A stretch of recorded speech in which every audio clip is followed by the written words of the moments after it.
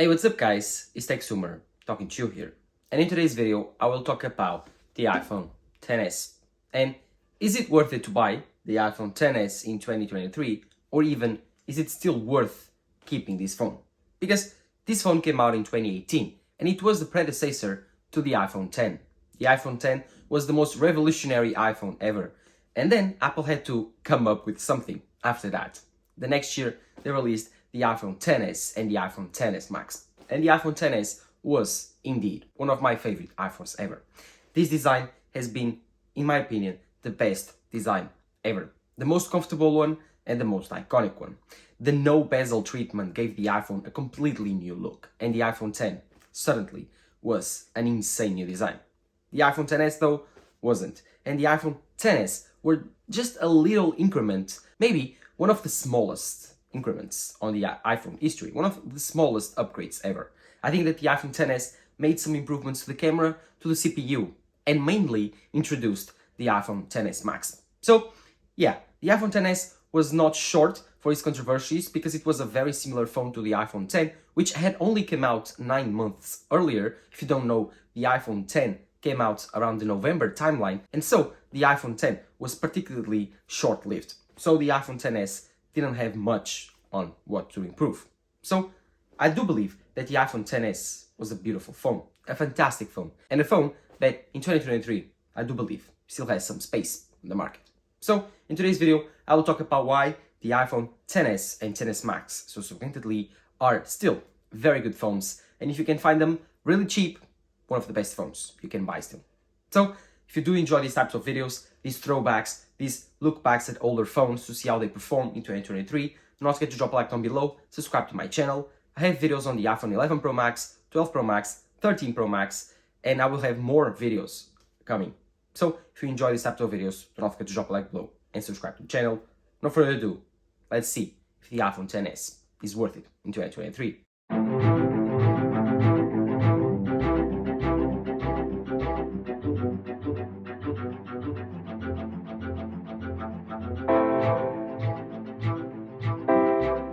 So, the iPhone XS. This iPhone came out in 2018, like I told you, and this CPU is not the best. This has the A12, if I'm correct, and the A12 chip was a really good chip. It was the A12 Fusion. So it was a very incremental upgrade over the A11 that the iPhone X had, and the A10 was actually the biggest jump. Now, the iPhone XS was known for having very few upgrades over the iPhone X. The design was the same, the colors were the same, although they introduced a new gold. With the iPhone X, they only had silver and this space gray. With the iPhone XS, they introduced a very cool gold. Then, of course, they introduced the iPhone XS Max. And they also launched the iPhone XR on the lineup. Later that year, the iPhone XR would become the best seller of this lineup. But the main phones of the iPhone XS lineup were the iPhone XS and XS Max. The most people actually bought the iPhone XS. This was the next step after the iPhone X. And so the iPhone XS had some huge expectations. People were thinking, what can Apple do now after they launched the iPhone X? And they were right, because this was a very difficult job to do. The iPhone XS was not a big upgrade, not even close. It's actually considered one of the smallest upgrades for the iPhone lineup ever, coupled with the iPhone 14s, in my opinion. But I do believe that this iPhone upgrade was even smaller. With the iPhone 14s, now we have a new camera sensor, 48 megapixel camera sensor, and the dynamic island. But with the iPhone XS, it was actually the same thing, literally the same design. So yeah, they improved a little bit on the cameras, but in terms of the hardware design, it was the same as the iPhone X. But not to say that it was bad. It was actually a good thing, because the design on the iPhone X was insanely cool. Even now, today, 2023, I do like this design and form factor. The iPhone XS is small. I can grab it with my hand like this. I can reach the 4 corners of the screen with my finger. And so, this screen had the perfect size, 5.8 inches. This, in my opinion, is the best form factor ever to come to an iPhone. Small, compact, easy to hold, and very comfortable on the hand. Other things about this design is they had smaller bezels, and these bezels were a revolution when the iPhone X came out. But with the iPhone XS, they were the same. The corners are curved, totally different than the iPhone 13s that we are used to, or 14s. Now we have a squared off corners. This is much better to hold on for long periods of time. Doesn't get into your hand. It's more easy to hold. The glass back is insane. This was the last iPhone to have this glossy glass back. It's a fingerprint magnet, as you can see. But I do believe it looks extremely premium. This iPhone is the definition of premium. Even in 2023, the hardware here, the design looks timeless, looks new, looks premium, looks insane. If you can find this phone for $300, it's such a good deal. If you have an opportunity to find it for around 300, 350, try to look for a good battery health iPhone XS and try to look for one that is in good condition.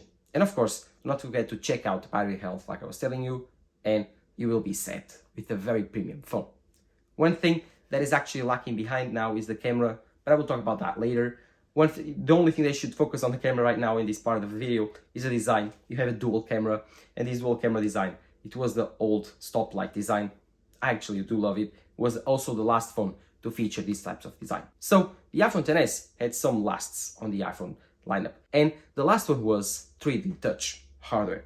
This iPhone features 3D Touch still. It was the last iPhone to have 3D Touch, and I gotta tell you, I miss it. I love 3D Touch.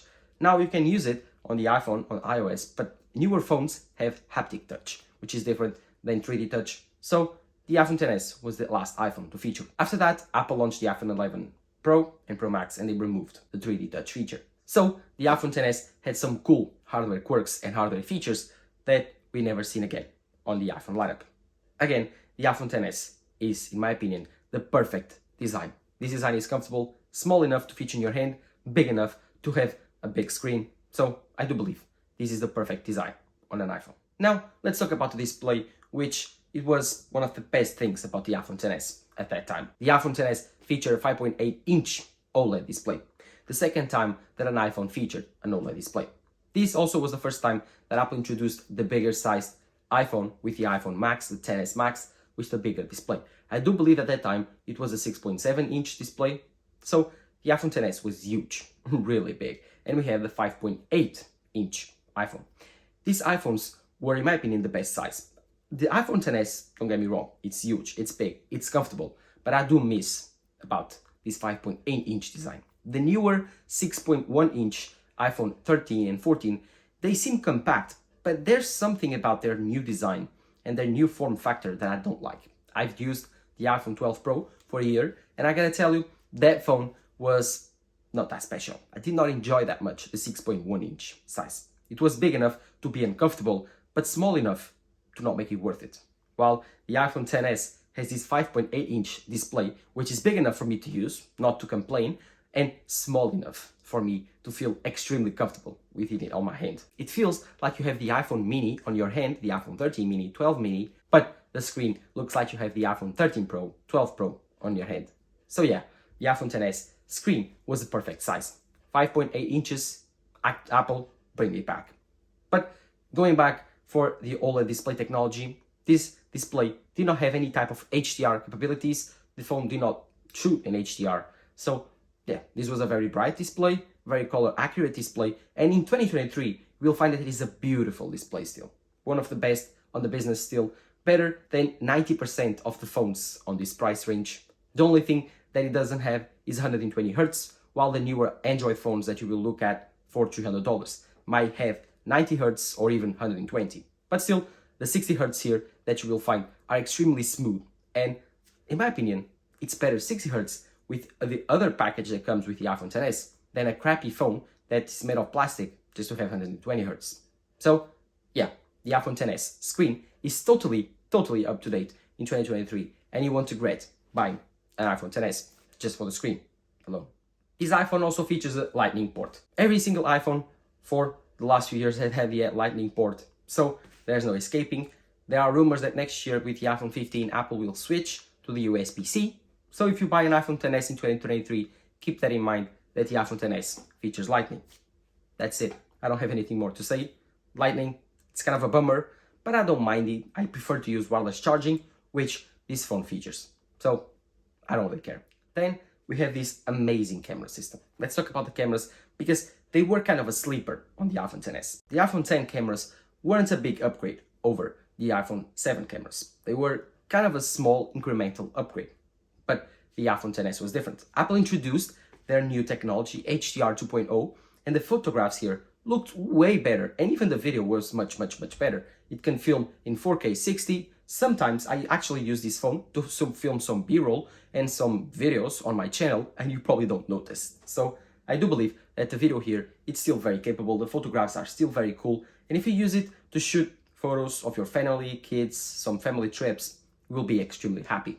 Do not take this camera as being one of the best on the market, but I would say it's still better than 50% of the phones around, and probably better than 75 to 80% of the cameras at the price range you can find the iPhone XS. Here are some examples from the iPhone XS camera. This camera is not the best, but I can tell you that it's pretty good, I would say. Then I would like to talk about the performance of the iPhone XS. How does it feel? Is it fast? Is it slow? Is it supported by the OS? Everything. The first thing that I can say is that the iPhone XS feels new. Like, doesn't feel slow, doesn't feel fast. The only thing that you will notice is that it will get pretty hot very fast, because the CPU has to run faster. Now it's a little bit older, it needs to run faster, and so it runs hotter than usual. I mean, if you use a case, you will probably notice, but if you like to use it caseless while playing games, you will definitely feel the phone getting hot. Like iPhones today, they do get hot, but the iPhone XS, because it's a little bit slower, the chip is not as powerful. For gaming, it will probably get very hot and drain the battery much faster, but still can handle every single game you throw at it. It's still a beast in terms of performance. And for social media, Twitter, Instagram, YouTube, it's still a king. Like, it doesn't slow down anytime soon. It doesn't show any signs of slowing down. And I gotta say, in terms of software support, I expect at least bare minimum 3 years of software support for the iPhone XS. But I do believe Apple will give it 4. So in terms of OS support, in terms of performance, in terms of gaming, the iPhone XS is covered.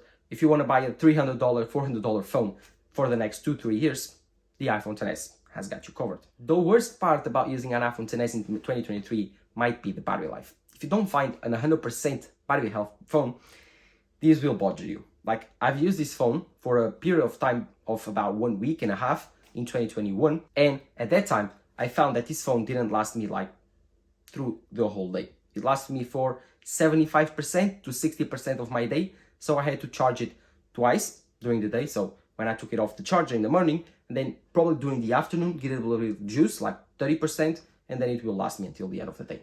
The battery life here is not the best.